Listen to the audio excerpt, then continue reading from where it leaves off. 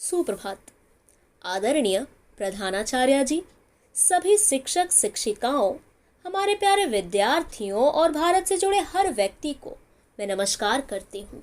साथ ही साथ हमारे देश के इस 74वें स्वतंत्रता दिवस के पावन अवसर पर मैं आप सभी को तहे दिल से बधाई देती हूँ। बच्चों, हिंदी के एक प्रसिद्ध शायर ने कभी लिखा था कि आओ झुककर सलाम करें उनको जिनके हिस्से में ये मुकाम आता है। कि आओ झुककर सलाम करें उनको जिनके हिस्से में ये मुकाम आता है। खुशनसीब है वो खून, खुशनसीब है वो खून जो देश के काम आता है, जो देश के काम आता है। बच्चों, यह जो आज़ादी है, यह जो स्वतंत्रता है जिसका आज हम सभी मिलकर जश्न मना रहे हैं, वह हमें यूं ही नहीं मिली है। यह आज़ादी हमें प्राप्त हुई है भारत के अनगिनत वीरों के बलिदानों से। महात्मा गांधी जी, चंद्रशेखर आजाद जी और भगत सिंह जैसे अनगिनत महापुरुषों के दृढ़ विचारों से। बच्चों, इन वीरों ने हम जैसे अनेकों भारतवासियों को आज़ादी दिलाने के लिए अपने संपूर्ण जीवन तक को देश के नाम कर दिया। यहाँ तक कि बच्चों, कभी इन्होंने अपने जान तक की परवाह नहीं की।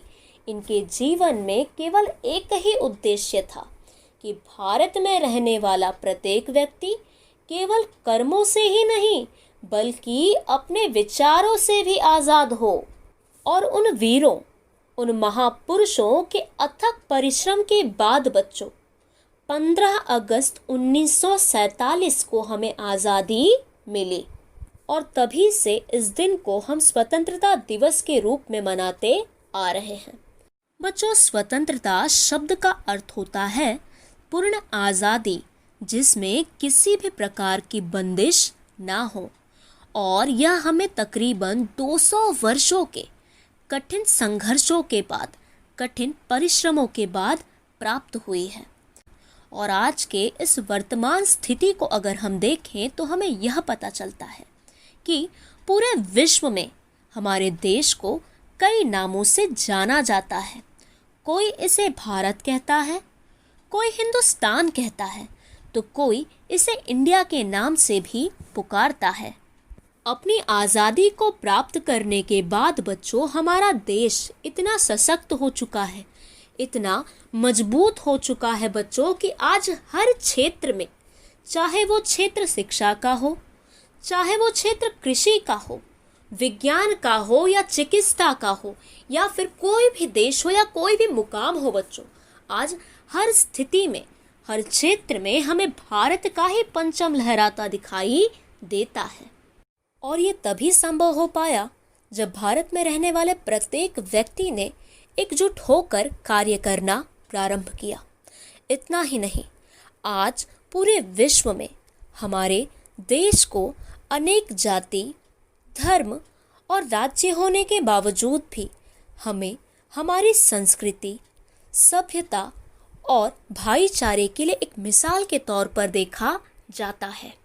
बच्चों, अगर आज मैं ये कहूँ कि भारत देश केवल एक भूमि का टुकड़ा नहीं है बल्कि वह जीता जागता महापुरुष है, तो इसमें कोई अतिशयोक्ति नहीं होगी, क्योंकि हमारे पास हिमालय है जो भारत देश का मस्तक है, तो गौरी शंकर इसकी शिखा है, कश्मीर इसका करीट है, तो वहीं बच्चों पंजाब और बंगाल इसके दो विशाल कंधे हैं, विंध्याचल भी है इसकी कटी, नर्मदा इसकी करधनी है, पूर्वी और पश्चिमी घाट इसकी ताकत है, तो वहीं बच्चों कन्याकुमारी और नालंदा इसके लिए ज्ञान का भंडार है।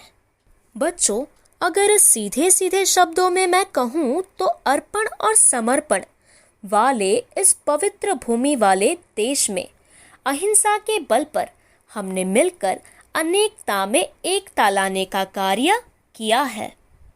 बच्चों, अक्सर कहा जाता है कि अतीत में रहकर हम अपने आज को नहीं सुधार सकते, क्योंकि हमारे आज पर ही हमारा भविष्य टिका है। और बच्चों, किसी भी देश का भविष्य वहाँ के भावी बच्चों पर ही आश्रित होता है। ठीक उसी तरह बच्चों, आप हमारे देश का भविष्य हैं, आप हमारे देश का गौरव हैं बच्चों। इसीलिए आपका कर्तव्य बनता है कि आप अपने आज को सुधारें बच्चों, जिससे भविष्य में आप देश के विकास में, आप देश की उन्नति में अपना योगदान दे सकें। क्योंकि बच्चों, अगर आज हमारा देश एक महान देश के तौर पर जाना जाता है तो इसके पीछे कई महापुरुषों का हाथ है, जिन्होंने अपने प्राणों की आहुति देकर हमें स्वतंत्रता दिलाई। और हमें मिलकर यह कोशिश करनी चाहिए कि उनके इस बलिदान को हम कभी व्यर्थ न जाने दें। बच्चों, अंत में मैं आप लोगों से केवल इतना ही कहूँगी कि चलो फिर से आज वह नज़ारा याद कर लें। चलो फिर से वह नज़ारा याद कर लें। शहीदों के दिल में थी जो ज्वाला, उसे याद कर लें, जिसमें बहकर आज़ादी पहुँची थी किनारे पर, जिसमें बहकर आज़ादी पहुँची थी किनारे पर। देशभक्तों की वो खून की धारा याद कर ले, देशभक्तों के खून की वो धारा याद कर ले। जय हिंद, जय भारत, धन्यवाद।